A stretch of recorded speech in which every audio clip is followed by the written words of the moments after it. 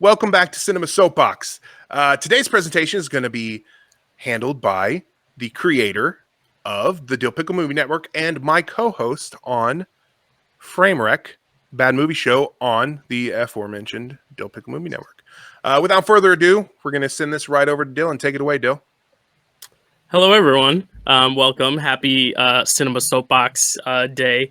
Throwing it back to my childhood for this one because there's no topic. There's no, I guess you could say franchise, even though it's not officially a franchise, but I'm going to tell you why it's a franchise in just a sec. But my favorite thing of all time is Pixar. So I figured, you know what? Let me explain the Pixar theory, because there's the Pixar theory, as many people know out there. A lot of people have done large dissertations and large deep dives on why the Pixar movies are all intertwined in one universe. But no one really goes the further mile to explain why that is. What is the overall arc of the story trying to tell? How do we get from point A to point B to point C, rather than just saying, oh, this is the same tree from A Bug's Life as it is in WALL-E? Like, aside from that, like, I wanted to go deeper and see, like, why are these things happening? What are the motives, and who is or what is the key behind this whole 26 film canon existing all at once? So this is my presentation on the Pixar theory, and the goals, very simple.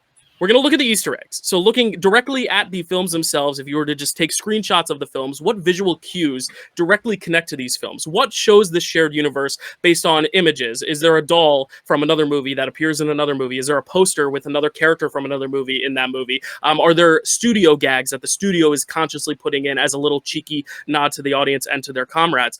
But then we're going to look at the timeline in general. We got to figure out exactly what order these films take place in to further understand the whole timeline, further understand how these films kind of work with one another in the grand scheme of things. And then, of course, we have to find the message. As I said, why does this connectivity matter? What overall story are we trying to tell based on the journey we go on with all of these films? And what is the message? What are the themes we want to take away at the end of the day when we watch all these Pixar movies, I guess, in order and look at them all in connectivity? So we're going to start with the Easter eggs, because the Easter eggs are kind of the fun, easy part to seek out. This is the part that kind of people have done all their work on already on the internet. This is not new information. This is just kind of like pointing out some of the similarities. And I want to talk first about like the studio Easter eggs, the stuff that the studios put in as little winks and nods to themselves. And the first one being A113. Now, for those who don't know what A113 is, that is the classroom at Cal Arts that a bunch of the animators, including Brad Bird, he who must not be named, that is listed right after him, and many other Pixar creators shared. They went to school together. Their classroom was A113. It has become like an inside Easter egg. It'd be like if we put MLM in every movie that we made here, inspired by Matty Loves Movies. So I did point out a few here. I'm sure you can squint a little further to lean in and look at it, but like the license plate on Toy Story, A113. The video in WALL-E, A113. It pops up a lot in WALL-E. Inside Out, there's a little graffiti on the scaffolding behind Riley that says A113. The ticket in Luca says A113 in Genova there. I even pointed out some very, very subtle ones, like the camera on Finding Nemo, there's the A113. The Good Dinosaur, it's written out with the sticks, A113. You also have Brave, it's written in Roman numerals. You can barely see it, but it's etched up there, A113, but in Roman numerals, because obviously Brave takes place in the Middle Ages. But I also looked at the Coco Ernesto de la Cruz record cover, also has A113. So that's just a little studio nod. That doesn't prove that anything is intertwined. That's merely a studio wink to the fellow animators. Now, looking a little bit further at direct continuity, we look at the Pizza Planet truck. Another homage, another keystone emblem of the Pixar brand. It's the iconic fictional fast food chain that is represented in every single Pixar film except for one. I looked in every film. I couldn't find it in The Incredibles, but it is in the Incredibles video game, which I did play once, and I have recollections of it being in that one. But here's some examples. Bug's Life, there's a trailer right next to it. It's a Pizza Planet truck. It's literally personified in cars. There's a Pizza Planet truck there. There's one in Brave, the little witch. She has a little etched kind of wood carving of it. Even in Soul, in the whole like Soul universe, there's like a Soul Pizza Planet truck. I have a few more examples. There it is on the left, next to the frat house in Monsters U. There it is as one of the asteroids in The Good Dinosaur. So the Pizza Planet truck is another visual homage that could, again, show that this is a connected universe. But like, it's the same as putting a Domino's truck. Does that necessarily mean that every movie set in America with a Domino's truck is connected? Not necessarily. So now we have to look at the actual crossover. Where do different images from other films carry over to other films? So for example, Boo brings Nemo to Sully, brings a little toy Nemo. But again, clownfish toys, probably commonplace, not necessarily Nemo. We have a Sully carving in Brave. The witch, again, she built the Pizza Planet truck. The witch also has a little carving of Sully. That's going to be important later. Just keep in mind. Lots of hugging bears found in a little girl's room in Up. When you see the balloon kind of go past the girl's window, lots of hugging bears sitting there in Up. Again, it's a toy. A lot of people probably bought Lotso. Could be a coincidence. And then in Inside Out, one of Riley's memories is visiting this national park with a big skeleton of a dinosaur that you see in The Good Dinosaur. So we see a lot of crossover there.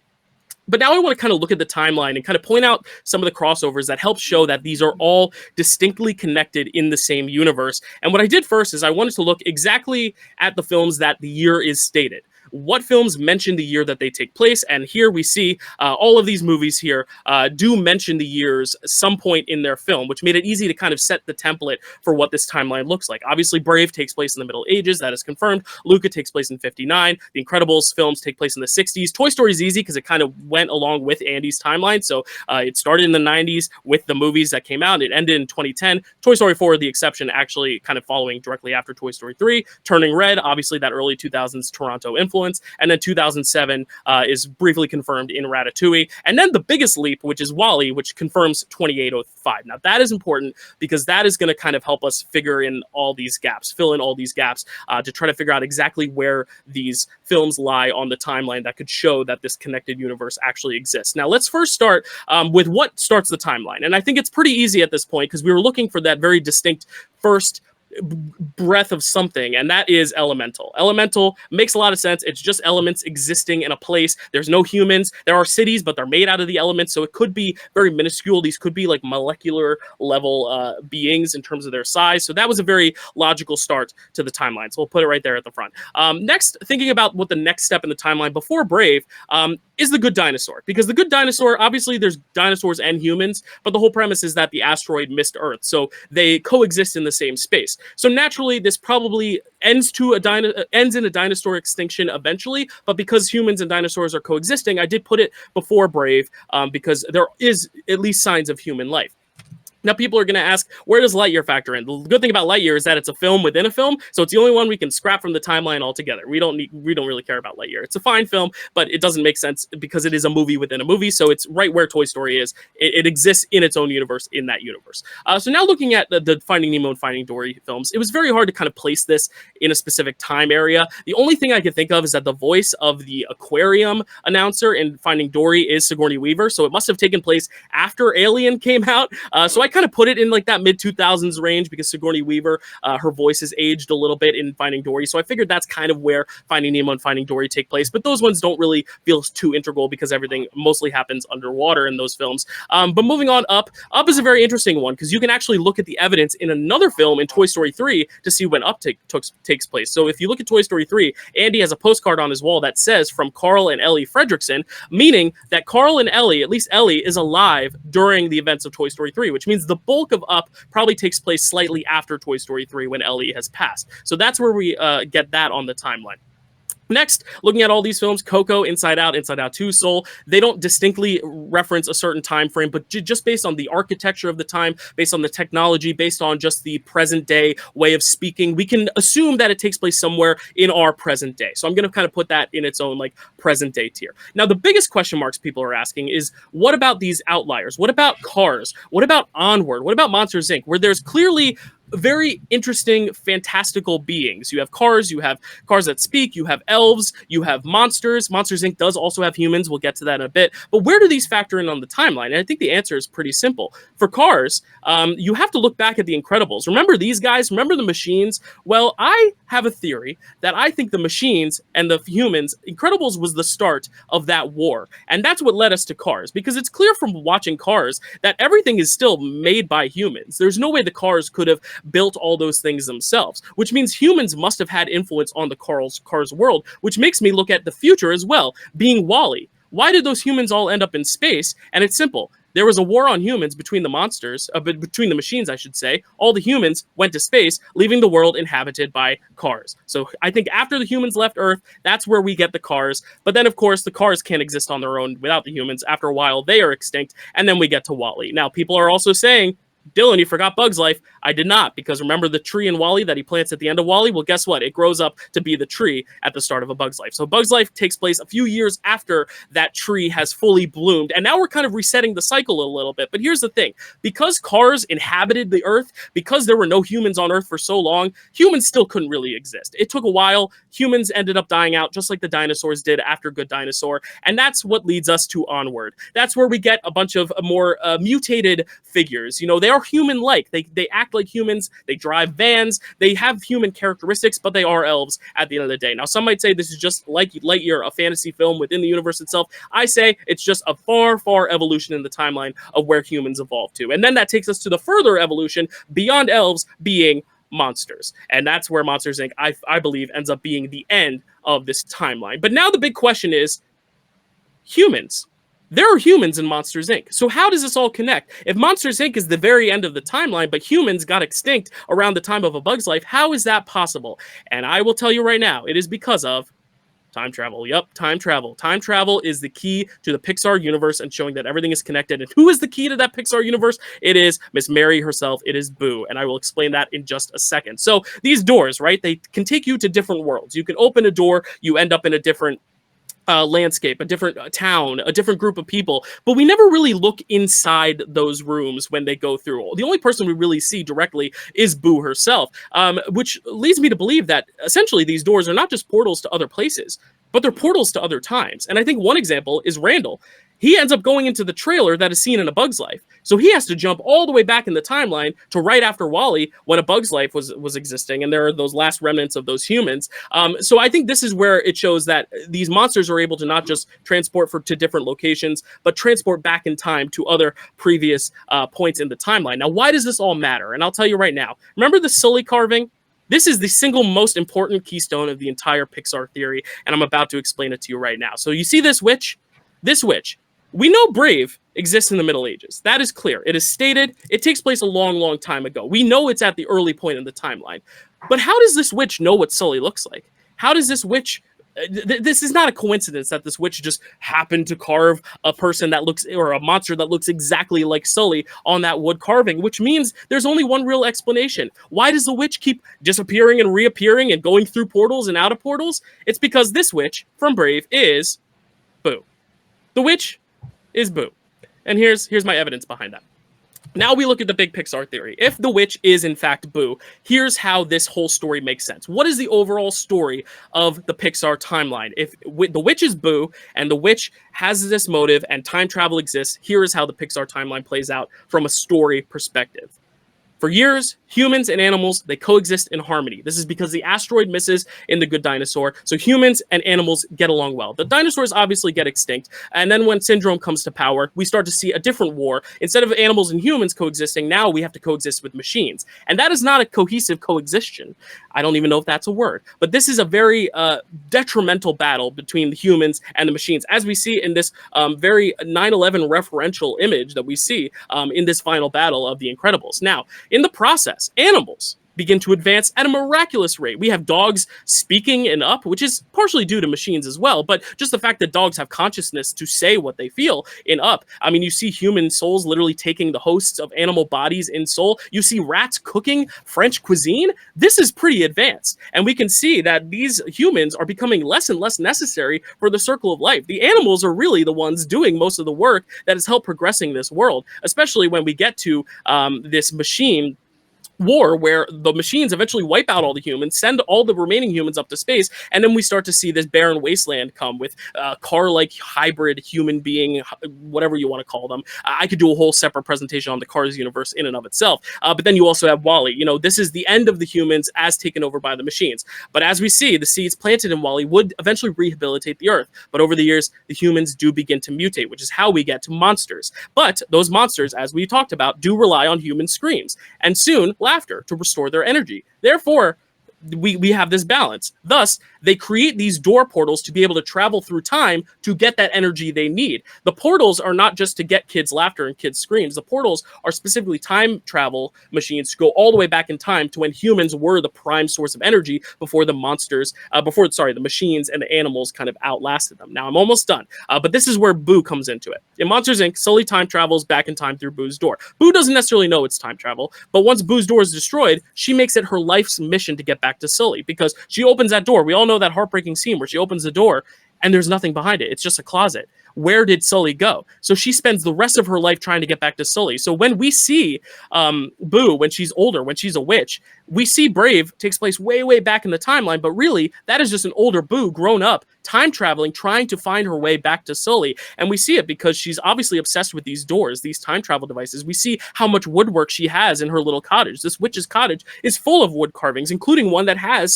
Sully literally etched into the wood itself. So we see that this is really an older Boo who has now fully discovered her time travel ability. She's time traveled back to the Middle Ages. Now, why does she time travel specifically back to Brave, you might ask? It is because she wants to begin this evolution of incredible animal intelligence that led to the creation of monsters themselves.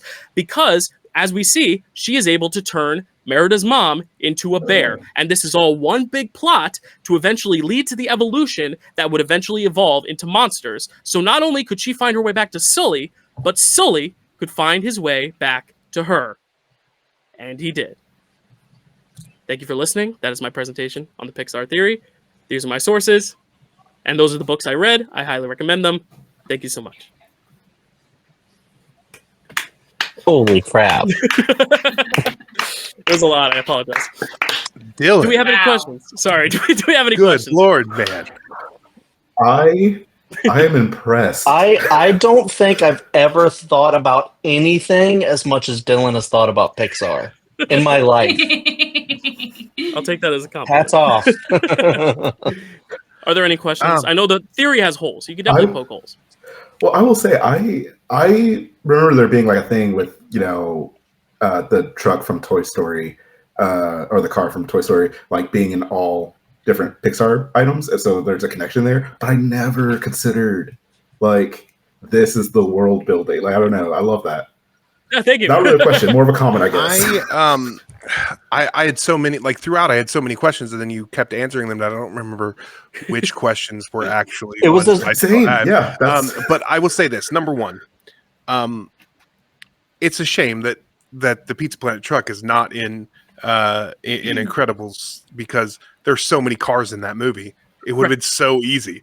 Number two, speaking of cars, to Onward, are the vehicles in Onward an evolution of cars from that, like just a mundane version, or are they just just manufactured and they happen to look like the car? Yes. I feel like if there was no time limit, I probably could have spent another half hour on Cars itself, because I think a lot of the key of this thing is looking at the humans' influence on Cars. Because a lot of people will just say, oh, Cars is the very end of the timeline. It's after everything's wiped out. But it makes so much sense that humans had to have had an influence, because how do cars live? Off of gas. Who mines for the gas? Who goes and gets the gas? It's humans. So I feel like in my head, in my theory, the humans did enough for the cars to survive on their own until they didn't. And then the cars cease to exist when there are no more humans to help it exist, which is how we get to WALL-E. So I think in your question of like the cars in Onward, I feel like it's, like the cars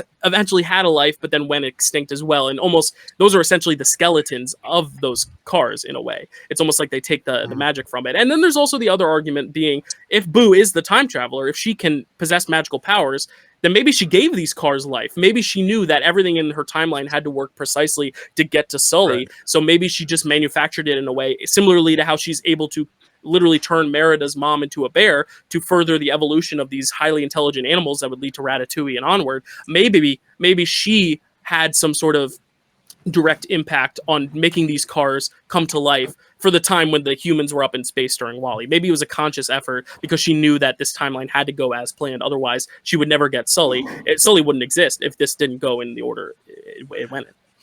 My last little bit to this part of the question is, and it's okay to not know the answer to this, because it's wild. And To be fair, since we have a witch at the beginning of this situation, or throughout this situation, anything could be explained with magic.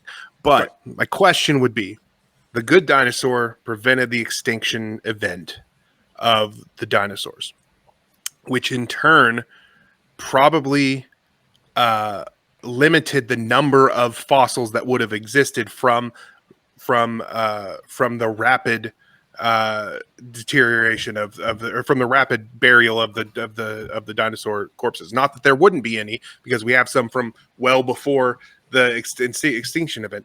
But I think that, I guess the question is, how does that affect the fuel situation, fossil fuels? Yeah. Or would it actually increase them because they lasted longer? I don't know. That's the question. Yeah. I mean, I think the easy answer is also just that even though the meteor never hit, the dinosaurs can still die off, as every endangered species does. It might just take a longer process. So the good dinosaur might actually take place way longer than we anticipated, way earlier than we anticipated, because we really don't have evidence, because they do coexist with humans, but at some point they must have gone extinct, because no dinosaurs exist beyond Brave. But I do think that is a good point. That is a good question, and maybe they get their fuel elsewhere. I mean, obviously B&L by and large is a big common thread in WALL-E and Incredibles, the energy with Monsters Inc. And that also is why I think Monsters Inc. is such a keystone of this whole timeline, is because it's all about energy. It's all about using human energy to power things. Maybe it was human energy all along, and that's why the witch goes all the way back to the Middle Ages, not just to say, hey, I need to make this intelligent bear woman creature hybrid thing to further evolve these animals, but I'm also going to prove that we don't need the fossil fuel energy. We can, rely on human energy. And maybe that's something the humans knew all along that's just not addressed. It's kind of like how you don't see a character pee on screen normally in a movie. They never really show the moments where characters just stop and take a piss. It's probably the same thing. Maybe they do fuel all their energy with human laughter. We just aren't seeing it. Depends on the kind of movie, but yeah. Very true. Very true. If it's got Nicolas Cage in it, I refrain that statement. Yeah. Who does anybody else have? Kelsey? I guess the only thing that I'm wondering is what time period then is Boo from?